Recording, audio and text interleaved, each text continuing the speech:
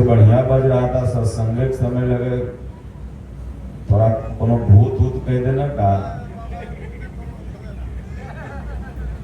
बोलिए श्री सद्गुरुदेव भगवान की जय।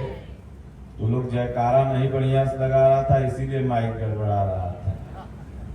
फिर से लगाओ, बोलिए श्री सद्गुरुदेव भगवान की जय।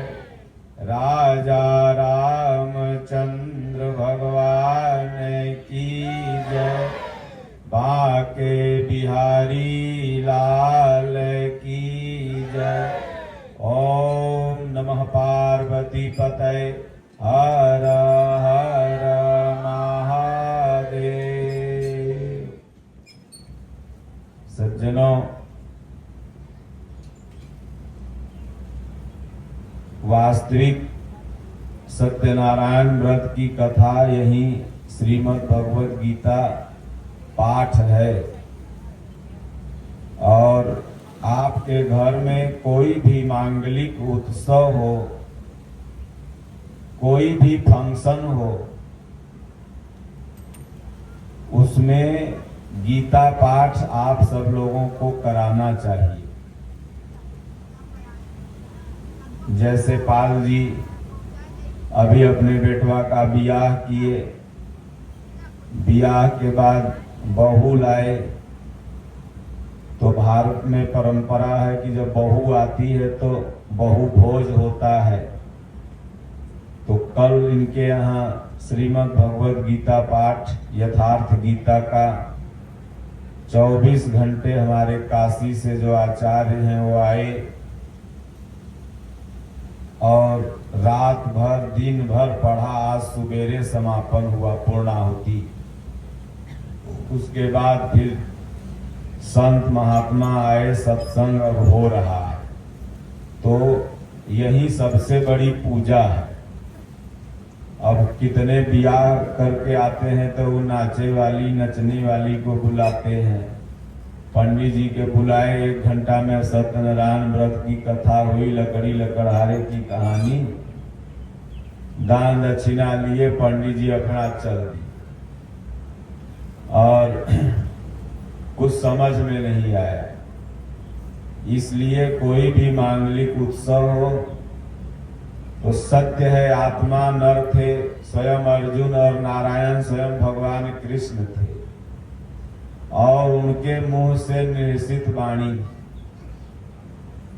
श्रीमद् भगवद गीता, जिसको भगवान कृष्ण ने स्वयं आदेश दिया गुरु महाराज को कि हिंदी में लिखो, तो हिंदी में लिखा। तो जैसे ही लोगों ने हिंदी में पढ़ा तो सोचे भाई गीता का इतना बढ़िया अर्थ है। पंडित जी लोगों ने कह दिया था कि गीता घर में रखोगे तो बेटवा साधु बन जाएगा। सब चीज घर में रखो, कट्टा रखो, मुर्गा रखो, 4 ठे बकरी रखो, 2 ठे बकरा रखो, मत रखो तो गीता। जो बढ़िया चीज है वो मत रखो, खराब चीज जितना है वो सब रखो। और जो कि गीता पढ़ने वाला साधु कैसे बन सकता है, जब कहने वाले भगवान कृष्ण खुद ही 16,108 पटरानी रख लेते और सुने वाला अर्जुन 10 बियाह अपने कैले था।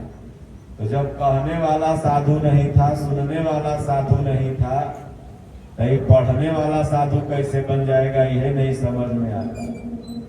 तो आप लोगों को इसलिए मना कर देते हैं ये लोग कि गीता मत पढ़ो, कि सही चीज आप जान जाओगे तो गोबरे के गणेश कैसे मानोगे। एक जगह कथा चल रही थी, तो जहां कथा चल रही थी वो पाल जी के जैसा संतों का भगत था। तो पंडित जी आए, सत्यनारायण व्रत की कथा अपना कह रहे थे, तो गोबर इतना मंगवाए, गाय का गोबर, और उसी को गणेश जी बनवाए। तो गोबर मंगवाए इतना, तो वो लेते आया इतना। भाई गोबर का कौन कमी है, गाय तो सबके यहाँ रहती है। तो थोड़ा लगा, थोड़ा रख दिया। वो गोबर पर अपना अच्छा चढ़वाए, दूब चढ़वाए, पैसा चढ़वाए, मिठाई चढ़वाए। और वो चढ़ाता गया।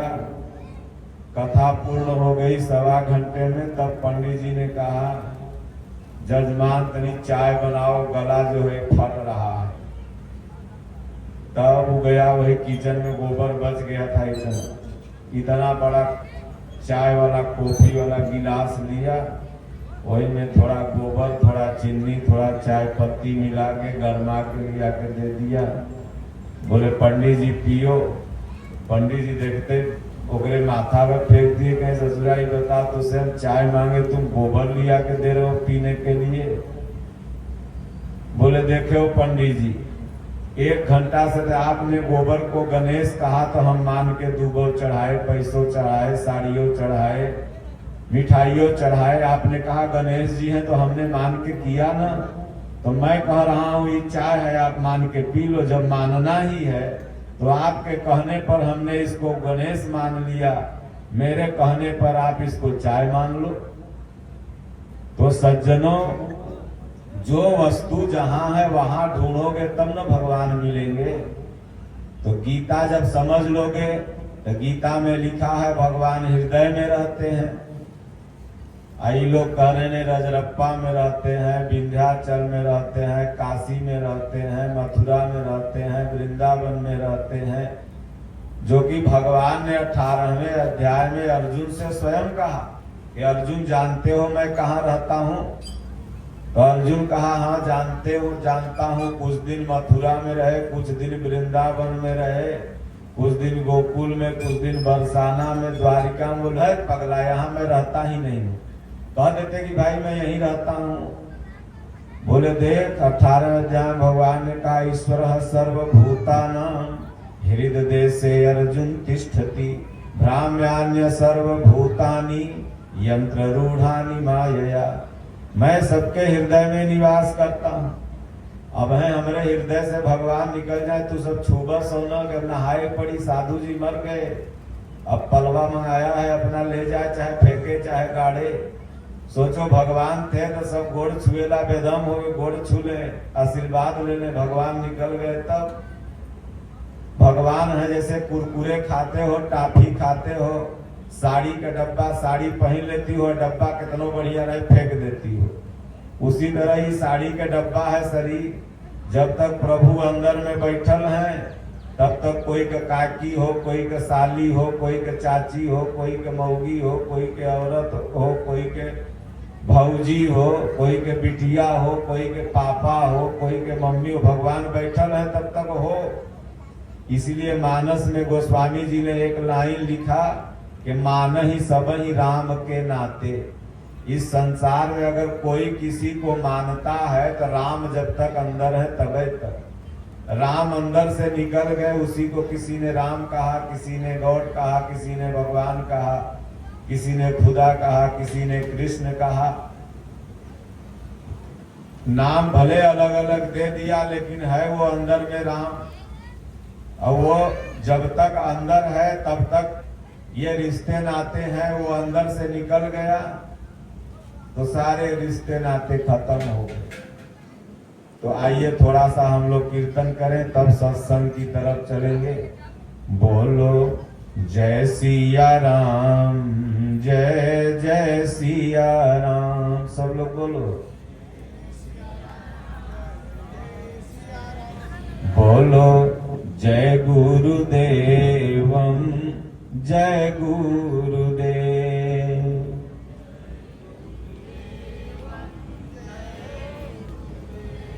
बोलो जय सिया राम, जय जय सिया राम।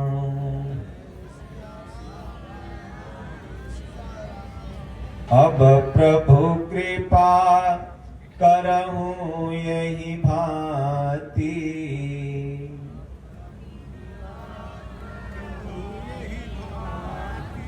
सब तजी भजन करहूं दिन राती।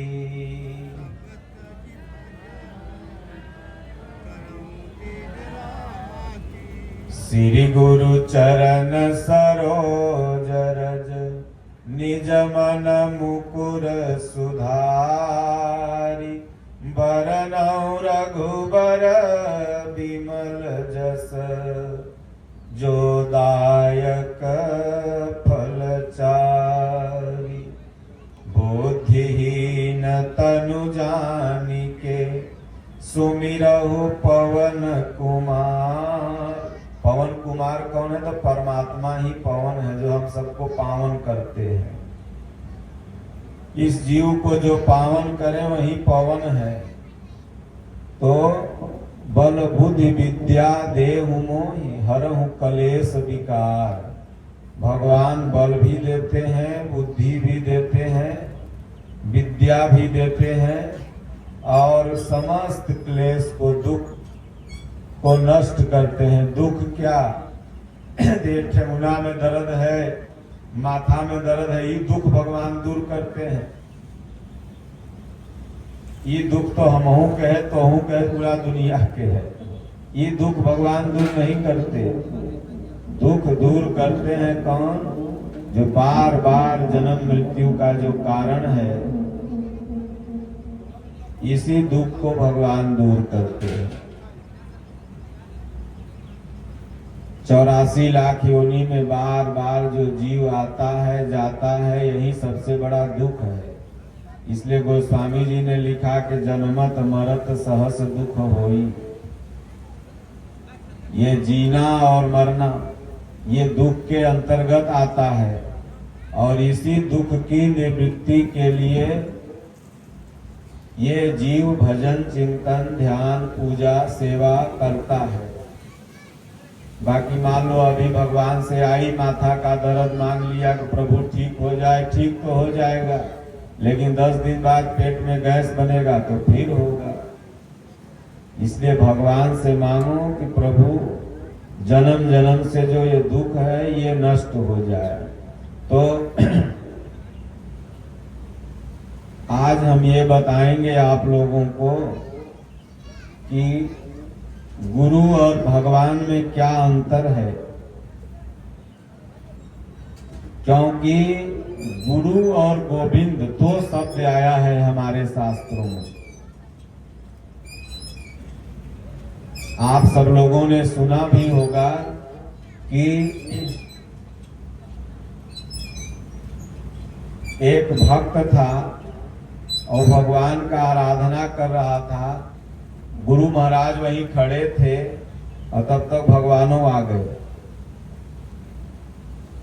तो वह असमंजस में हो गया कि भगवान को दंडवत करूं कि गुरु महाराज को पहले दंडवत करूं। गुरु गोविंद दो खड़े काके लागू पाए। जब ये असमंजस में हो गया तो भगवान तो घट घट की जानते हैं ना। भगवान समझ गए कि असमंजस में हो गया तो स्वयं भगवान ने कहा, बलिहारी गुरु आपनो गोविंद दियो बताए। गोविंद कहते हैं जिनकी कृपा से तुम मुझको पाया है ना, पहले उनको प्रणाम करो और उसके बाद फिर तुम मुझे प्रणाम करना। इसलिए 2 शब्द आया, गुरु और गोविंद। हरि ने जन्म दियो जग माही, गुरु ने आवागमन छुड़ाही। भगवान इस संसार में सिर्फ जन्म देके छोड़ देते हैं। बहुत से पढ़े लिखे लोग कहते हैं कि भाई मनुष्य जन्म में भगवान का क्या रोल है, कहीं भी तो नहीं दिखते हैं कि भगवान जन्म दे रहे हैं। बहुत से लोग कहते हैं जो थोड़ा पढ़ लेते हैं, साइन थीटा कास थीटा, थोड़ा MA BA PhD, तो कहते हैं कि अरे मनुष्य जन्म में भगवान का क्या रोल है। इसमें तो माता पिता के द्वारा यक्ष वाई यक्ष यक्ष ये संक्राणु मिले, इससे पुत्री हुई या पुत्र हुआ, तो इसमें भगवान शब्द कहाँ आ गया। तो भगवान कोई अलौकिक सत्ता नहीं है। भगवान दिख रहा है, हर जगह दिख रहा है, बस आपको देखने की जरूरत है। भग माने प्रकृतिवान माने संचालक। अब हम सब लोग बैठे, अभी दिन है, थोड़ा देर में रात हो जाएगी तो ये क्या है, तो भगवान में दिख रहे हैं। थोड़ा देर में परिवर्तन हुआ कि नहीं हुआ। ये वृक्ष हरा है, 1 साल बाद हो सकता है सूख जाए। ये भगवाने दिख रहे हैं कि क्या दिख रहा है, उन्हीं का। भग माने प्रकृतिवान माने संचालक। इस प्रकृति को जो संचालित कर रहा है वो भगवान है। तो स्त्री और पुरुष के अगर संयोग से ही किसी को पुत्र होता तब तो आज तमाम लोग महात्माओं के पास जाते हैं, बोले महाराज आशीर्वाद देते हो, हमको बाल बच्चा नहीं हो रहा है, 10 साल हो गया शादी के, 20 साल हो गया।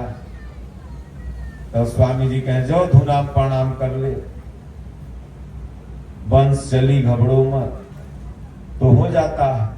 और शादी के 20 साल डॉक्टर मना कर दिया है, नहीं हो रहा है, फिर ये बताओ कैसे हो गया। तो इसलिए इस प्रकृति के मूल में एक ऐसी सत्ता है, एक ऐसा थर्ड पावर है, एक ऐसा एम्पायर है जो इसको चला रहा है। और उसको तब आप स्वीकार करते हैं जब चारों तरफ से घिर जाते हैं। मनुष्य जब चारों तरफ से घिर जाता है तब उस दैवीय सत्ता को स्वीकार करता है। उसके पहले तो कहता है कि हम ही बाघ हैं। देखो जब परीक्षा में बैठता है तो कहता है हे भगवान पास हो जाए तो बढ़िया रह, और जब पास हो जाएगा हाँ भगवान लिखना है कि हम लिख लिए तब पास कर लिए। ऐसे जितना चौक चौराहे मंदिर मिलेगा, परीक्षा देवे जाएगा तो कहेगा हे बजरंगबली पास हो जाए तो ये लड्डू चढ़ाई। जब पास होगा तो बजरंगबली की तरफ तकबो करेगा। एक लड़का था, वो पेड़ पर चढ़ गया, कभी चढ़ा नहीं था। जब उतरे लगा, वो लंबा लिप्टस का पेड़ था, उतरे लगा तो डर उसको लगे, तो कहा हे हनुमान जी, कमालपुर वाले हनुमान जी, अगर मैं सही सलामत उतर जाऊंगा तो 1 किलो लड्डू पाल के दुकान से भदौरा बाजार से लाऊंगा और चढ़ाऊंगा। जब आधा उतर गया तब कहे कि पाल लड्डू महंगा कर दिया है हनुमान जी, कोरोना में कारोबार नहीं चल रहा है, 1 किलो तो नहीं लेकिन आधा किलो जरूर चढ़ा दूंगा। और जब नीचे उतर गया तब पेड़ के तरफ ताका, बोला अब हनुमान जी ने पेड़ पे कबो चढ़ब न लड्डू चढ़ाई। तो आदमी भगवानों को बेवकूफ बनाने में लगा हुआ है, लेकिन जब चारों तरफ घिर जाता है तब याद कौन आते हैं, हारे को हरि नाम, तब भगवान याद आते हैं। अभी तो कहेगा हम ही हैं, लेकिन जब हार जाएगा तब भगवान याद आने लगे। माता द्रौपदी पहले तो अपनों को ही पुकार रही थी, लेकिन जब हारी, अपनों ने मुझे लूटा गैरों में कहां दम था, मेरी किस्ती वही डूबी जहां पानी कम था। जब हारी बेचारी तो फिर कन्हैया को याद करने लगी। तो इसलिए गुरु और गोविंद, गुरु ने बताया कि ये गोविंद हैं, लेकिन गोविंद कहते हैं कि नहीं नहीं, मैं गोविंद जरूर हूं, लेकिन तुम गुरु की कृपा से मेरे पास पहुंचे हो। गु माने अंधकार, रू माने प्रकाश, जो अंधकार से प्रकाश की तरफ ले जाए, और गोविंद जो इंद्रियों से उपराम, गो माने इंद्रिय, गो गोचर जहां लगी मन जाई, सो सब माया जाने उबाई। जो तीनों गुणों से उपराम की अवस्था आ गई, जो इस प्रकृति में इसको संचालन करने की अवस्था आ गई, जो अपने आप में आनंदित है, जो समुद्रवत है, वो गोविंद है। लेकिन जो वहां तक पहुंचा रहा है, अब जैसे आपको कोई ले जाके गुरु महाराज का दर्शन करा दिया, तो आपको जीवन भर उस व्यक्ति का ऋणी रहना चाहिए, क्योंकि उसके माध्यम से आप स्वामी जी का दर्शन करेंगे। लेकिन कितने होते हैं अगर अब हम स्वामी जी के यहाँ पहुंचे के लिए अब इनसे हमके काम मतलब। हमारे यहाँ आप ये परंपरा है भक्तों में, सनातनियों में, कि जिसका नमक खाते हैं अदा करते हैं। भाई कोई कुछ अगर आपका मर्सिन के बेटवा के शादी हुआ तो कोई अगुआ होगा ना, तो वो अगुआ जब तक इनके घर पर जब जब आएगा तो चाय जरूर प्रेम से पियाएंगे कि भाई यह शादी लगैले रहना। तो उसी तरह से भगवान से अगर आपको बियाह करना है तो अगुआ के है? गुरु है। एक भजन है ना कि बड़ा प्यारा भजन है, वो भजन बाद में कभी सुनाएंगे। आज एक भजन है, फरियाद मेरी सुन के गुरुदेव चले आना। अगर आप लोग ये भजन सुनेंगे और इसका अर्थ पूरा सुन लेंगे तो गुरु और गोविंद में जो मतलब है ये समझ लेंगे कि एक भगत कह रहा है कि फरियाद मेरी सुन के गुरुदेव चले आना, नित ध्यान धरूं तेरा बिगड़ी को बना जाना। तुझे अपना समझ कर मैं फरियाद सुनाता हूँ, तेरे दर पर आकर के नित शीस झुकाता हूँ। क्यों भूल गए भगवन मुझे समझ के बेगाना, मेरी नाव भंवर डोले तुम ही तो खेवैया हो, जग के रखवाले तुम ही तो कन्हैया हो। कर दया दृष्टि प्रभु जी भव पार लगा देना, तुम बिन न कोई मेरा अब नाथ सहारा है। इस जीवन को मैंने तुम पर ही वारा है। मर्जी है तेरी गुरुवर अच्छा नहीं तड़ पाना, फरियाद मेरी सुन के गुरुदेव चले आना। नैनों में मेरे आंसू क्यों तरसन खाते हो, क्या दोष हुआ मुझसे मुझे क्यों ठुकराते हो। अब कृपा करो गुरुवर सुन के मेरा अफसाना, गुरुदेव कृपा करके मुझको ही अपनाना। फरियाद मेरी सुन के गुरुदेव चले आना।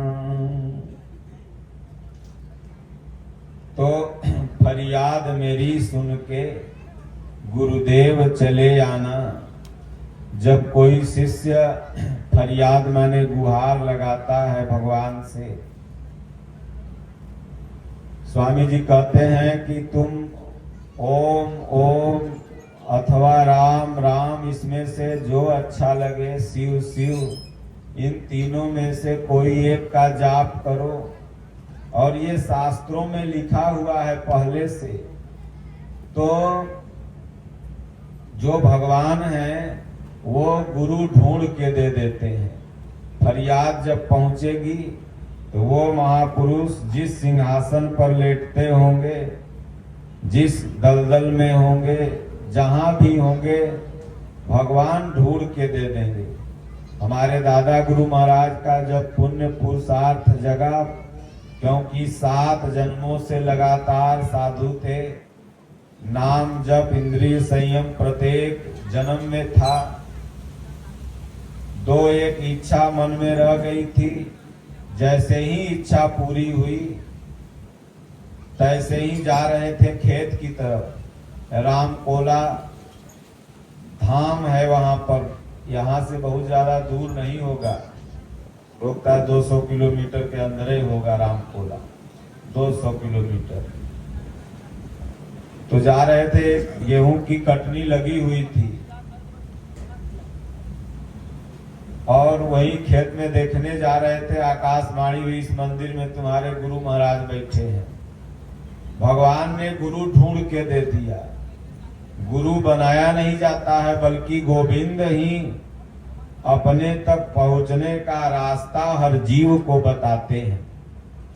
अगर भगवान न चाहें तो उनके तक कोई भी पहुंच ही नहीं सकता। इसलिए मानस में थक हार के गोस्वामी जी ने लिख दिया कि सोई जानहु जेहि देहु जनाई, जानत तुम ही होई जाई, तुम्हारी कृपा तुम ही रघुनंदन, जानत भगत भगत उर चंदन। भगवान ने कहा गुरु महाराज हैं, गए, अभी जीर्णोद्धार उस आश्रम का हो रहा है। कभी आप लोगों को समय मिले अवश्य जाइएगा, वहां एक बार दर्शन करिएगा, बड़ी शांति मिलती है। छोटा सा मंदिर है, दादा गुरु महाराज घुसे, कोई नहीं दिखाई दिया, क्योंकि पूज्य सत्संगी महाराज जी को ये विद्या प्राप्त थी कि वो जिसको चाहते थे उसी को दर्शन देते थे। और यही विद्या दादा गुरु महाराज को करबी स्टेशन पर मिल जाती अगर रात भर जग जाते। तो स्वामी जी से कभी कभी दादा गुरु महाराज चित्रकूट में कहते थे कि हो अगर मैं रात भर जग जाता तो मैं जिसको चाहता उसी को दर्शन देता, नहीं वैसे बैठे रहते, कोई हमको देख नहीं पाता। अब सोचिए 10 बाई 10 नहीं 5 बाई 5 का शिव मंदिर है और उसी में गोड़ फैला के सत्संगी महाराज बैठे हुए थे। वो गुफा में बैठते थे और नहीं तो वो शिव मंदिर में बैठते थे, लेकिन नहीं दिखे। मन में शंका हुई कोई भूत कर दिया है क्या, प्रेत कर दिया है क्या। ये भूत प्रेत होते नहीं है, हम तो मजाक में शुरू में बोले थे। ये भूत प्रेत वगैरह कुछ भी, डाइन टोना जादू ये सब कुछ भी नहीं होता। आपका कर्म ही भूत प्रेत बन के आ जाता है। बढ़िया कर्म करोगे तो कृपा बन के आ जाएगा, और खराब कर्म करोगे, ये मुर्गा बकरी दारू खांसी भेड़ा काटोगे, खाओगे, किसी को सताओगे। क्योंकि भगवान जब कृपालु हैं तो आप क्रूर क्यों बन गए। राम का स्वभाव क्या है, करुणा दया सत्य अहिंसा। अभी बुद्ध पूर्णिमा कल थी, भगवान बुद्ध का भी स्वभाव यही था। अब सोचिए सनातन धर्म वाले भगवान बुद्ध को अपना एक अवतार मानते हैं और बौद्धिस्ट कहते हैं कि बुद्ध धर्म अलग है। तो अगर बौद्धिस्ट कह रहे हैं कि बुद्ध अलग हैं तो फिर सनातन वाले क्यों कह रहे हैं कि एक अवतार हैं ये। तो धर्म वरम अलग नहीं होता है। ये जो लोग जाति जाति करके ऊंच नीच करके आपस में सबको बांट दिया था, उन्हीं लोगों से ग्रसित होकर के ये तमाम धर्म बना। हिंदुओं की विचारधाराओं से जो व्यवसायी लोग थे, जो धर्मजीवी जिनको हम बोलते हैं, वो धर्म गुरु नहीं बल्कि धर्मजीवी हैं। ये बड़े बड़े जितने कथावाचक हैं, ये सब क्या है? ये धर्मजीवी हैं। इनका धर्म जीविका है।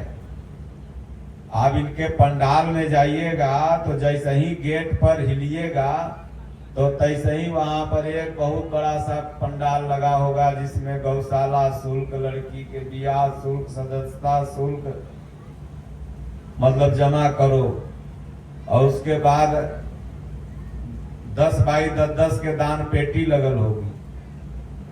हमारे गुरु महाराज के आश्रम में जाओ, एको दान पेटी है कहीं लगल? कहीं सदस्यता शुल्क लगल है? कोई आधार कार्ड मांगता है? और तो वहां तो धर्म रोजगार है नहीं, इसलिए वहां कोई नहीं मांगता। लेकिन जहां धर्मजीवी है, जहां उनका रोजगार है, तो ये लोग धर्मजीवी हैं। और यही लोग क्या नाम है, ये धर्म की परिभाषा नहीं जानते हैं, और धर्म के नाम पर कुछ कुछ अपना भूत प्रेत दुनिया जहान, ये जो घर में लक्ष्मी यंत्र टंगवा रहे हैं, बनारस के हैं, तो आज तक लक्ष्मी यंत्र टंगले से किसी के घर में लक्ष्मी आई बाबू साहब? लेकिन उनके घर में आ गई जो टंगवा रहे थे। 40 ठे मकान दिल्ली में हो गया, 10 ठे बनारस में। तो इसलिए लक्ष्मी यंत्र नहीं, कर्म यंत्र पर विश्वास रखो। कर्म करोगे तो लक्ष्मी जी जाएंगी कहाँ? उधर ढूंढत ढूंढत तुम्हारे पास आ जाएंगी। जब राजा बलि भगवान को कैद कर लिया तो लक्ष्मी ढूंढत ढूंढत तक पहुंच गई। तो जब भगवान को अपने हृदय में रख लो तो लक्ष्मी जी कहाँ जाइ है? अपने लक्ष्मी खोजत खोजत आए जाइ है।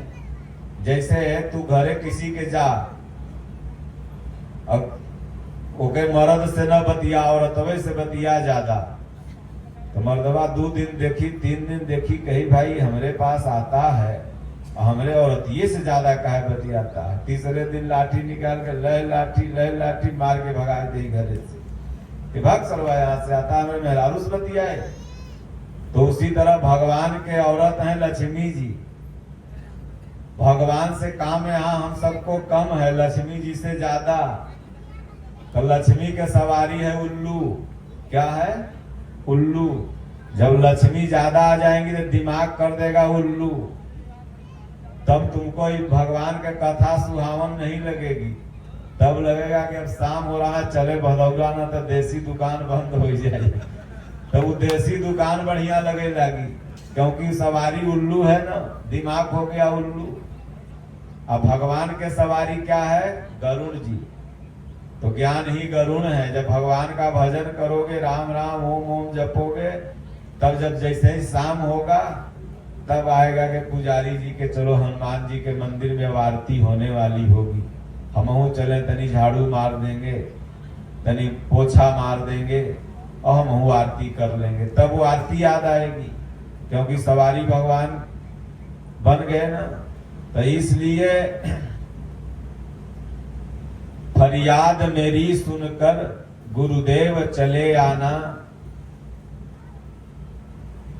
ये जीव भगवान से फरियाद करता है। ये जिनकी धर्म जीविका है वो सत्य चीजें समाज को कभी नहीं बता सकते।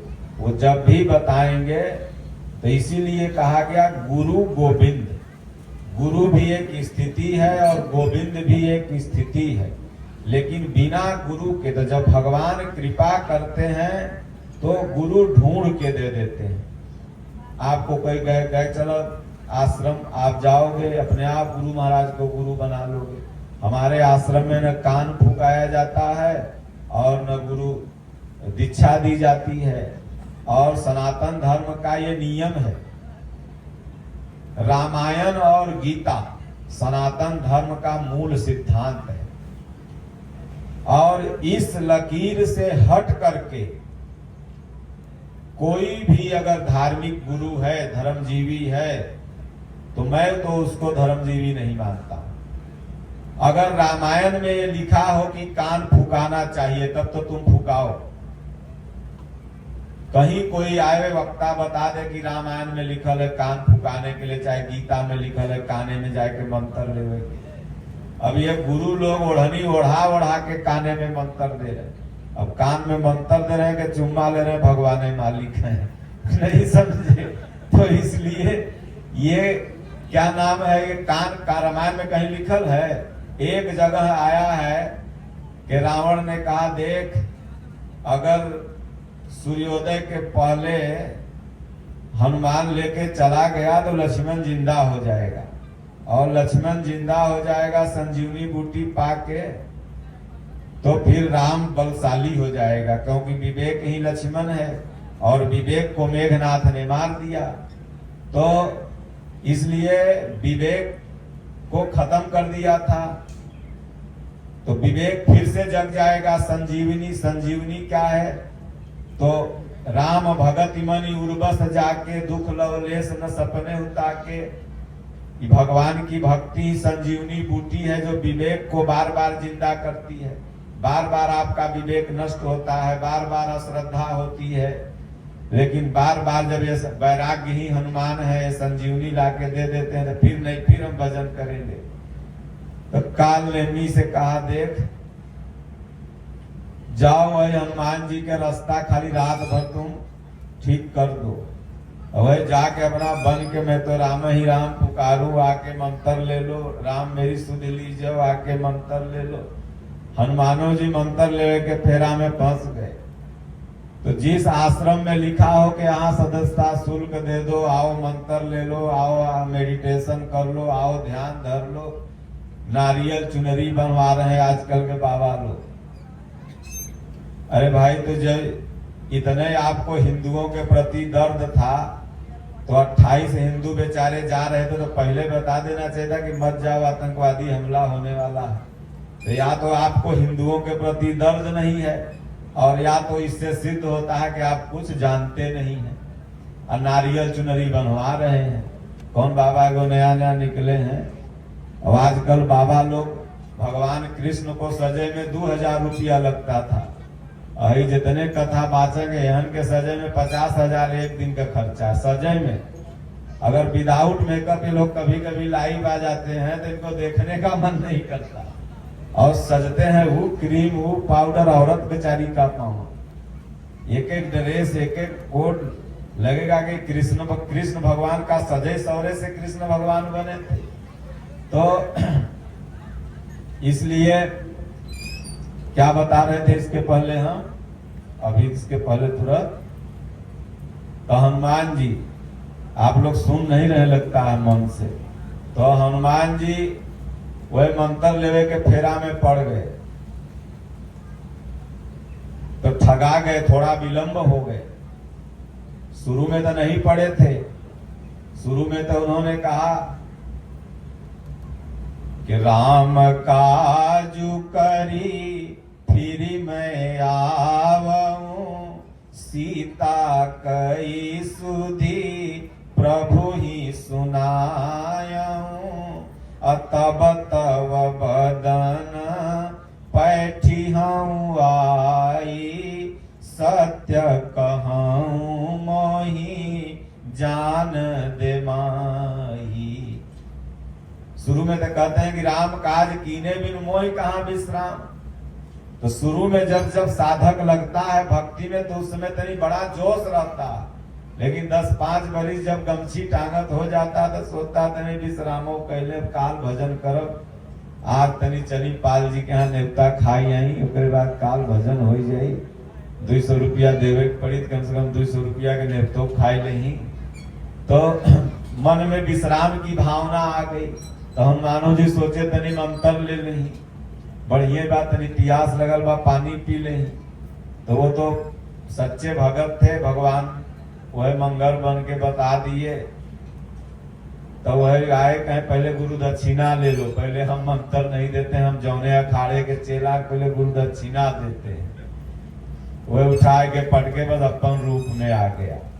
तो इसलिए हमारा शास्त्र क्या कहता है कि न कान फुकाना है और न कुछ। हमारा शास्त्र तो यह कहता है कि राम नाम के हीरे मोती मैं बिखराऊं गली गली, लेने वाला ले ले कोई, शोर मचाऊं गली गली। हमारे तो कृष्ण भगवान 18 छावनी सेना खड़ी थी, मतलब 7 अरब लोग खड़े थे, और उसमें ललकार के कह रहे ओम इत्येकाक्षरम ब्रह्म व्याहरण महामनुस्मरण यह प्रयाति तजन देहम स याति परमाम गति। कहाँ अर्जुन को दुपट्टा ओढ़ा के कान फूका के मंत्र ले रहे थे, ललकार के कह रहे थे। तो इसलिए ये पोंगा पंथी का नाम सनातन नहीं है, और इन्हीं पोंगा पंथियों के चलते शूद्र मंदिर में नहीं जाएगा, ब्राह्मण घी चोर चपोरी रोटी पकड़ेगा, क्या नाम है वो अछूत है मैं पवित्र हूँ, इसी के चलते बुद्ध बौद्धिस्ट यहाँ पनपे, इसी के चलते जैन धर्म यहाँ पनपा, इसी के चलते यहाँ पर इस्लाम धर्म पनपा, इसी के चलते यहाँ पर क्या नाम है ये बौद्धिस्ट धर्म पनपा। जाइए जितने भी अगल बगल आपके बौद्धिस्ट होंगे उनसे पूछिएगा कि तोर दादा थाईलैंड से आए थे, तो कहेगा नहीं पहले पाले रहना और क्या नाम है वह रहना, मंदिर में हम जा रहे थे हमको लोग नहीं जाने देता था, तो जहां हमें सम्मान मिला हम वहां चले गए। आप जाइए एक मुसलमान से पूछ के आइए कि तुम्हारे छरदादा अरब से आए थे, खतियान निकलवा लीजिए, मत पूछिए, खतियान निकलवाइए, सब के सब हिंदू होंगे। आप जाइए एक भी जैनी से पूछिए ये पारसी धर्म कहाँ से निकला, तो हिंदुओं से निकला, जैनी कहाँ से निकला, तो हिंदुओं से निकला, सब पारसी भी आग को मानते हैं। तो ये जो ब्राह्मणवादी विचारधारा का जो पोंगा पंथी था, जो शोषण करने का तरीका था, इसी से लोग नाराज हो करके दूसरे धर्म में चल गए। अब मैं उन लोगों से एक और अपील करूंगा कि अगर आपको कोई कहता है, मैं आके पाल जी को कहूं कि ये मेरा घर है और 2-4 गाड़ी इनको दूं, तो क्या ये घर छोड़ के भाग जाएंगे? इसके लिए तहसील जाएंगे, इसके लिए हो सकेगा तो लखनऊ कोर्ट जाएंगे, इसके लिए हो सकेगा तो सुप्रीम कोर्ट तक भी जाएंगे ना, कि मेरे घर को ये ले रहे हैं।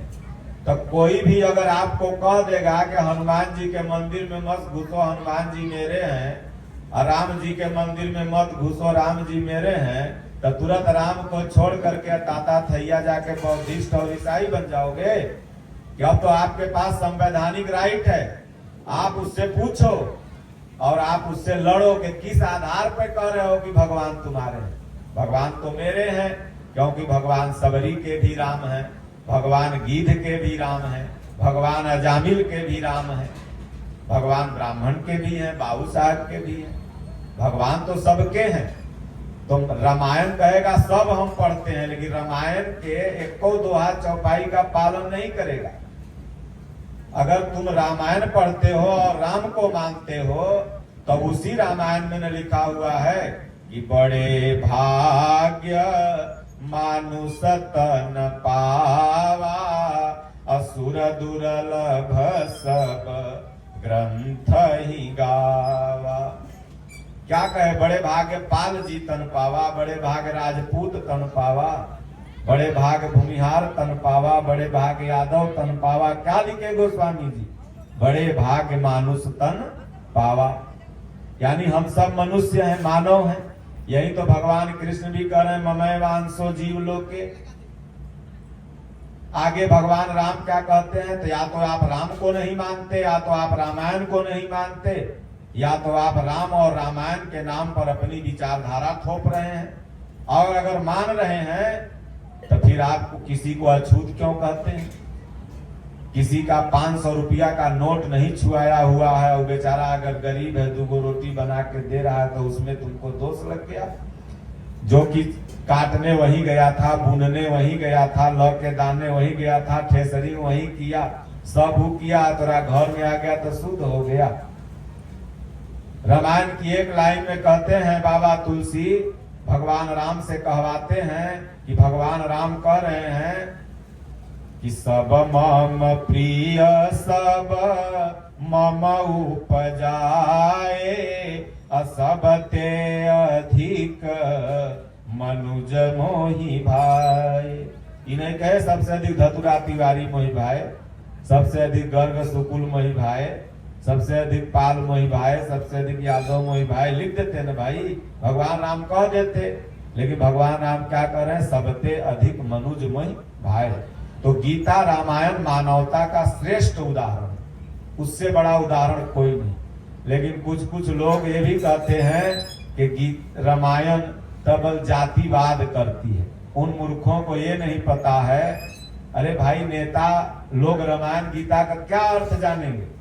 अरे वो रोड नली गली में नेता का काम है बनवाना, वो मैगनरॉल दारू और कौन दारू बढ़िया है वो न जाने, ससुर के रात दिन पियत है। तू रामायण ढोल गंवार सुंदर पशु नारी के तू अर्थ जान जेब, और वो जो जानता है उससे जाके आप पूछिए। हाँ, निसंदेह इन चौपाइयों और दोहों के नाम पर एक बहुत बड़े वर्ग से शोषण किया गया है, इसे नहीं नकारा जा सकता।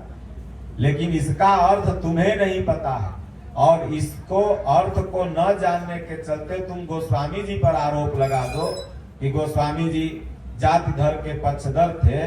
तो गोस्वामी जी अगर जातिवाद के पक्षधर होते तो लिख देते कि बड़े भाग्य दुबे तन पावा, क्योंकि स्वयं दुबे परिवार में जन्मे हुए थे। लेकिन इतना बड़ा संत वो लिखता है कि बड़े भाग्य मानुष तन पावा, और उसी मानवता के पक्षधर होने के चलते जिस गोस्वामी तुलसीदास जी को लोग सुबह सुबह देखना नहीं चाहता था, आज हर घर में लाल कपड़ा में अगर हिंदू होगा, सनातनी होगा, तो एक रामायण जरूर रखी होगी। सोचिए, जो सुबह में भगा देता था आज सबके घर में है।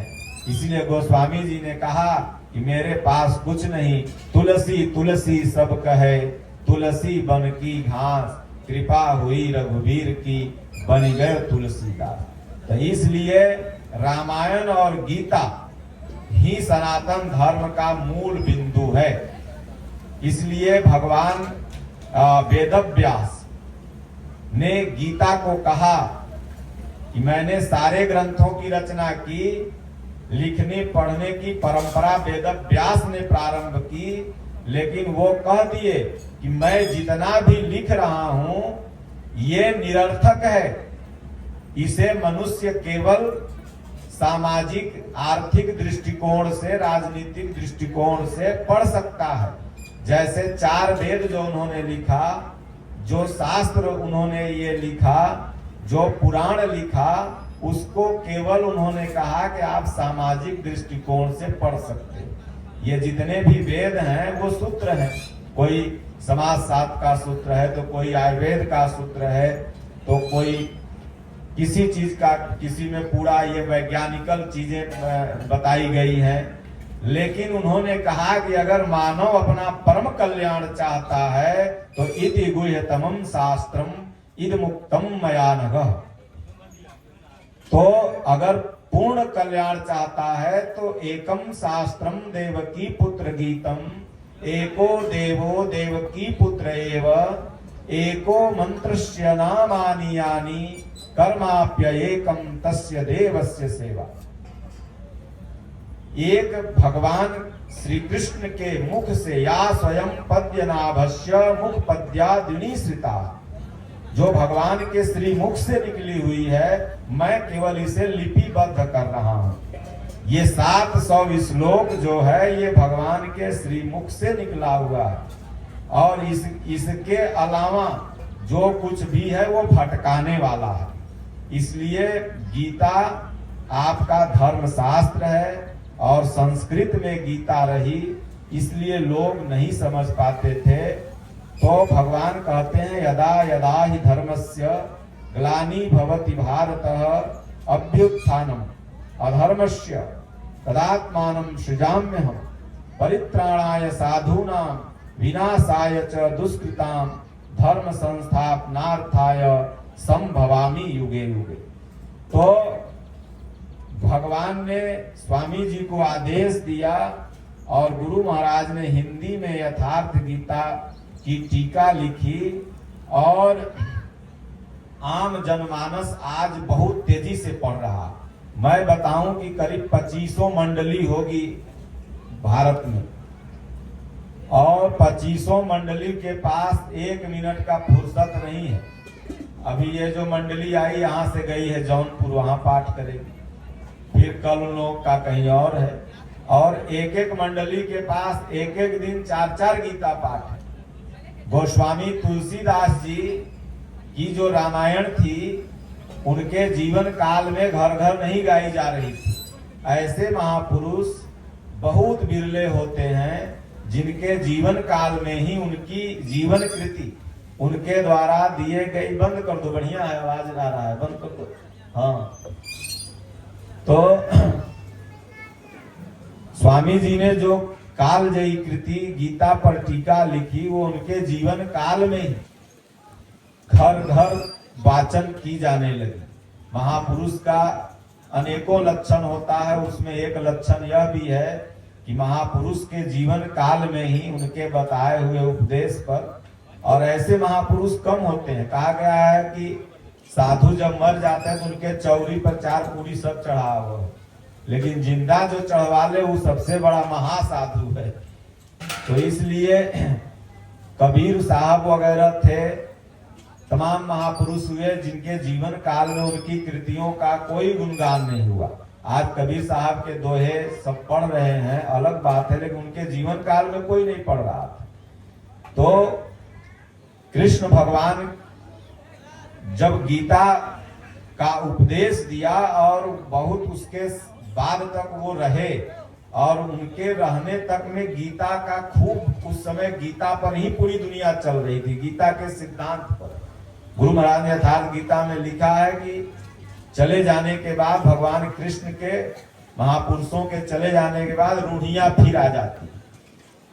तो या तो कृष्ण भगवान और या तो अभी जो गुरु महाराज की स्थिति है, और ऐसे तमाम और कई महापुरुष हुए जिनकी कृतियां जीवन काल में ही घर घर गाई जाने लगी। तो गीता, मेरे कहने का तात्पर्य इतना है कि आप लोग गीता पढ़ें, और किसी को गिफ्ट अगर देना हो तो ये बुकेट वगैरह से बढ़िया है आप गीता दें। आप अगर यथार्थ गीता फ्री मंगाना चाहते हैं तो गूगल पर खाली बोलिए, वेबसाइट खुल जाएगी, अपना नाम, एड्रेस, पता, मोबाइल नंबर डाल दीजिए।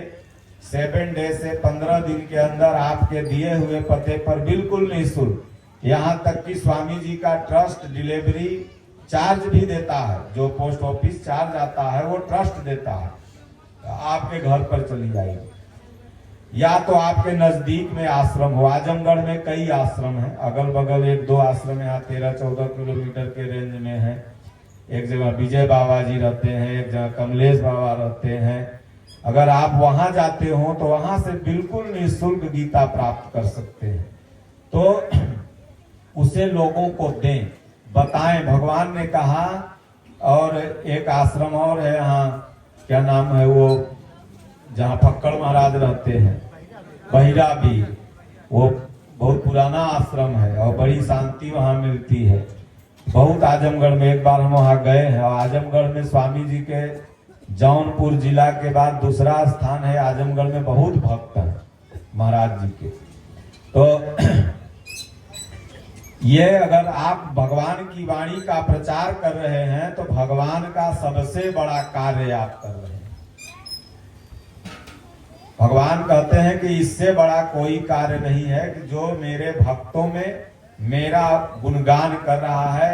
और इसको गोस्वामी जी ने मानस में कहा भी है कि प्रथम भगति संतन कर संगा, दूसरी रति मम कथा प्रसंगा। भगवान के कथा प्रसंग में प्रेम हो, गुरुपद पंकज सेवा, तीसरी भगति अमान, और चौथी भगति मम गुणगन करे कपट तज गान। जहां बैठो कपट का परित्याग करके, नेता मंत्री का चर्चा छोड़ के भगवान की चर्चा 10 मिनट करो। नेता मंत्री क्या देगा? नेता सिर्फ लेता होता है, देता कुछ नहीं। वो खाली जब वोट आई तो 10 बार गोड़ गिरी, उसके बाद कोई मतलब नहीं। तो जहां आप बैठो 4 आदमी, एक बार चीन का एक विद्वान आया भारत में, लौट के गया चीन, तो चीन वाले पूछे कि चीन और भारत में क्या अंतर है? तो उसने कहा चीन और भारत में एक ही अंतर है कि भारत में जब 4 आदमी एक जगह होते हैं तो भगवान की चर्चा करते हैं। राम ने ये कहा है, रामायण में लिखा है। आज मैं सत्संग में गया था तो वहां महात्मा जी ने ये एक अच्छी चीज बताई, उसको फॉलो करना चाहिए। और चीन में ये अंतर है कि जहां 4 लोग बैठते हैं वहां नेता की चर्चा करते हैं। भारत को लोग हिंदू राष्ट्र बनाने में लगे हुए हैं। भारत कहियो हिंदू राष्ट्र नहीं रहा है। दुनिया, भारत के लोग या कुछ तथाकथित धर्मगुरु कहते हैं कि भारत हिंदू राष्ट्र बन जाए, लेकिन हमारे गुरु महाराज कहते हैं कि भारत हिंदू राष्ट्र नहीं बने, बल्कि भारत विश्व गुरु बन जाए। भारत विश्व गुरु है। ये सभी संप्रदायों का गुरु है। सभी संप्रदाय प्रत्यक्ष रूप या अप्रत्यक्ष रूप से सनातन धर्म की ही शाखा है। यह इस्लाम धर्म जो 1400 वर्ष पहले नहीं था, बौद्ध धर्म कुछ 100 वर्ष पहले नहीं था, 2500 वर्ष पहले नहीं था, जैन धर्म लगभग वही, बुद्ध और जैन ये दोनों समकालीन थे, ये नहीं था उतने वर्ष पहले, लेकिन सनातन धर्म करोड़ों वर्ष पहले था। कोई कहता है कि बिजली का आविष्कार भारत ने नहीं किया, बल्कि भारत को रूस ने दिया।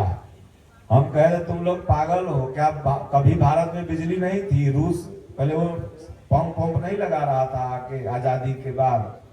अरे भारत में तो दामिनी शब्द का उपयोग रामायण में भी आया है, चमकना, और चमकना तो बिजली के ही अंतर्गत में आता है।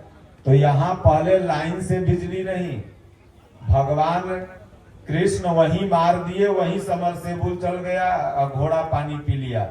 सुने ना महाभारत में, बांध से बोर हो गया। तो क्या उस समय भारत में बोर नहीं था? इससे ज्यादा बड़ी टेक्नोलॉजी उस समय भारत में थी।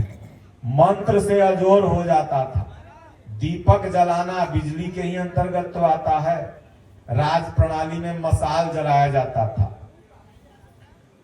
तो कुछ लोग कहते हैं कि भारत की खोज कोलंबस इत्यादि तमाम इतिहासकार है, उसने व्यापारी बन के आया तो कैसे कैसे किया। हम कई सौ साल पहले था ये जो व्यापारी आया था, और भगवान राम 9,80,860 वर्ष पहले, भगवान कृष्ण 6,000 वर्ष पहले, भगवान शिव 1 करोड़ वर्ष पहले। तो ये जो पुष्यमित्र शुंग काल से जो, और उसके बाद इधर इतिहास में छेड़छाड़ करके आपके बच्चों को भारतीय इतिहास के प्रति निगेटिविटी डाला गया। अर्जुन का भी एक नाम भारत था, और शकुंतला पुत्र दुष्यंत का भी एक नाम भारत था। तो भरत से भारत, तो भारत अपने आप में विश्व गुरु रहा है सदैव पूरी दुनिया को। अब सोचिए कि स्वामी विवेकानंद जी जब विदेश जाते हैं तो अमेरिका आज नहीं, स्वामी विवेकानंद जी के समय में ही भाई और बहन का रिश्ता भूल चुका था। और वहां कोई भी स्पिरिचुअल आता था स्पीच करने के लिए तो वो लेडीज एंड जेंटलमैन करके चालू करता था अपने संबोधन को। यानी लगभग 100 वर्ष से पहले वो लेडीज एंड जेंटलमैन में चला गया था, और भाई बहन का रिश्ता वहां खत्म हो चुका था। आपको गर्व होना चाहिए कि दुनिया में एक ही कौम ऐसी है जिसको सनातन या हिंदू कहते हैं, जिसमें भाई बहन चाची नानी काकी दादी ये रिश्ते हैं। बाकी अन्य संप्रदायों में रिश्ते नहीं है। ईसाइयों में भाई बहन नहीं होता, मुसलमानों में भाई बहन नहीं होता, पशुवत हैं वो लोग। तो स्वामी विवेकानंद जी विश्व गुरु बने थे, वहां परमाणु बम का सूत्र पढ़ा के नहीं, वहां क्या पढ़ाए? तो ब्रदर एंड सिस्टर। पहला वाक्य उनका वही था कि ब्रदर एंड सिस्टर। तो भारत ब्रदर एंड सिस्टर की शिक्षा देता है। भारत आपको पशुवत से मानवता की तरफ ले जाता है, और भारत के पास यही सबसे बड़ा सूत्र है। तालियां बजी तो 2-3 मिनट तक बजती ही रह गई। और रोज उनकी बात सुनने के लिए वहां बैठ जाते थे लोग पहले से आके। और स्पीच करने वाले ये बोलते थे कि अब आप लोग थोड़ा देर और इंतजार करो, स्वामी जी बोलेंगे, और इंतजार करो, स्वामी जी बोलेंगे। तो इसलिए आप विश्व गुरु हैं। आप किसी एक संप्रदाय का प्रतिनिधित्व नहीं करते, बल्कि दुनिया के पूरे मानव का आप प्रतिनिधित्व करते हैं। और वह विश्व गुरु बनने की अगर सूत्र प्रणाली कहीं है तो वो गीता और रामायण में है। उसी के चलते मानव शब्द जो उसमें आया है, और गीता का ही अनुवाद रामचरितमानस भी है, तो ये मानव शब्द ही आपको विश्व गुरु बनाता है। इसलिए भारत के लोग विश्व गुरु हैं। तो चलते फिरते, उठते बैठते, सोते जागते 5:30 बज गया, आप सब लोग नाम जपें।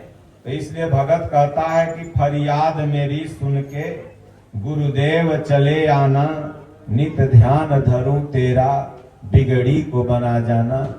इसलिए गुरुदेव को बुला रहा है साधक, और जान रहा है कि जब गुरु आ जाएंगे तो गोविंद कहाँ जाएंगे। गुरु के धरोहर हैं गोविंद।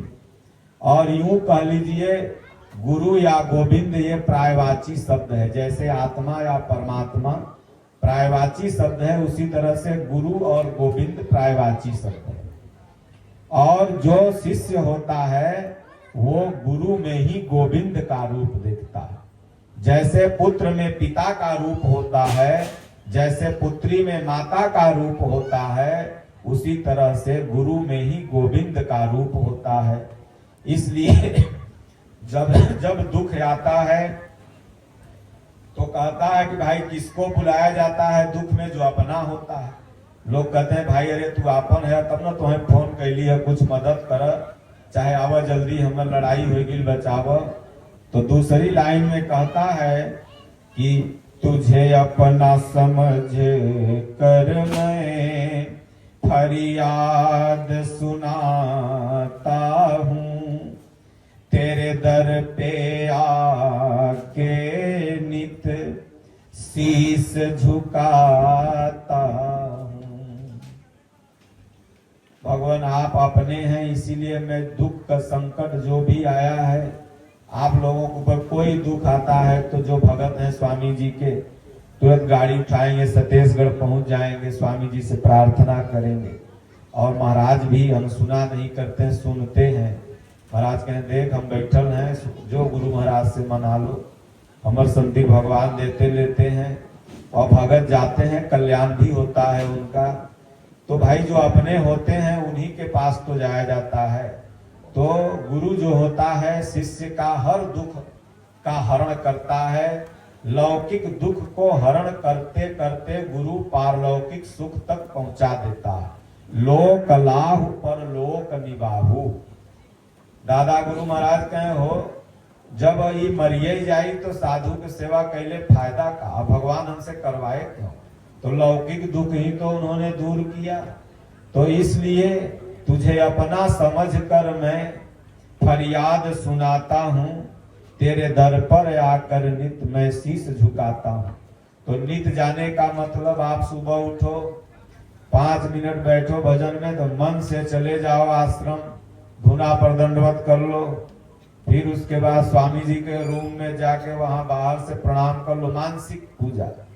मन चला गया, आप पहुंच गए, नित पहुंच गए। दादा गुरु महाराज कहे हो शरीरवा से कहीं रहो, मन से 2 मिनट भी अगर मेरे रूप को पकड़ लोगे, 2 मिनट भी मेरे पास आ जाओगे, तो जिसका नाम भजन है उसे तुमको मैं दे दूंगा।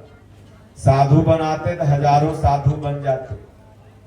आज लोग ढूंढ रहे हैं, बाबा लोग, तमाम बाबा लोग उत्तराधिकारी अपन अपन और संप्रदाय वाले, और फिर भी उत्तराधिकारी नहीं मिल रहे। कोनो गिरस्ते जब बाबा मरे के किनारे आ जाते हैं, 65-70 हो गए, तो लाल कपड़ा पहन के बैठ जाते हैं, देखे बाबा टाइम फिस हो गए, तो वह महंत बन गया। आश्रम का गिरहस्थ सब ऐसे है, पूरा आश्रम जितने चल रहे हैं। लेकिन हमारे दादा गुरु लाठी से भगावे, मारे भाग ससुरा घर। स्वामियों जी भगा देते हैं, अभी जो तेरे में साधु बने के लक्षण नहीं है, भाग। तो तमाम लोग क्या नाम है सदस्य बनाने की लाइन लगाए हुए हैं, लेकिन परमहंस आश्रम ज्यादा भक्त कोई नहीं है। दादा गुरु महाराज जा रहे थे नागा अखाड़े में साधु बनने कि भाई सब लोग अखाड़ा दुआरा पूछता है, तब आकाशवाणी हुई। दादा गुरु महाराज ऐसे महापुरुष थे जिनको भगवान सीधे सीधे आकाशवाणी से बात करते थे और उनके जीवन में लगभग 6-7 आकाशवाणियां हुई। तो बोले तू कहाँ जा रहे हो? पोंगा पंथियों में शामिल होने। ये नहाने ध्यान नहाने और भभूति लगाने को ही बस भक्ति मानते हैं। यहाँ कुछ नहीं है, खाली माथे सीताराम विराजे, कान में गोरख लटके, हाथ में जगजीवन स्वामी, नीचे मोहम्मद अटके। यहाँ सब बस खाली परंपरा वेशभूषा को मानते हैं। यहाँ क्यों जा रहे हो? तुमसे बड़ा साधु और तुमसे बड़ा गुरु, तुमसे बड़ा चेला इस धरती पर कोई नहीं। दादा गुरु महाराज 2 फीट ऊपर उछल गए खुशी के मारे, बोले अरे हम तो इतने बड़े हैं और इसमें जा रहे हैं। और सच में आज तमाम जानकी मठ मंदिर, फलना मंदिर, ढेकना मंदिर, फलना संप्रदाय, ढेकना संप्रदाय कहीं दिखने को नहीं मिलता है। अब भारत में चल जाओ, हर 10 गांव के बाद 2 परमहंस आश्रम मिल जाएगा। हर 10 जहां भी धार्मिक लोग हैं, हर 10 गांव के बाद 2 परमहंस आश्रम, कहीं कहीं देख के गांव में 2। तो इसलिए भगवान जो कहते हैं सर्वथा सत्य कहते हैं। तो मन से, दादा गुरु महाराज के मन से मेरे पास आया जाया करो, जिसका नाम भजन है मैं तुम्हें दे दूंगा। तो क्यों भूल गए भगवान मुझे समझ के बेगाना, फरियाद मेरी सुन के गुरुदेव चले आना। भगवान को हम लोग सोचते हैं कि भगवान भूल गए, भगवान नहीं भूले हैं, भूल हम लोग गए हैं।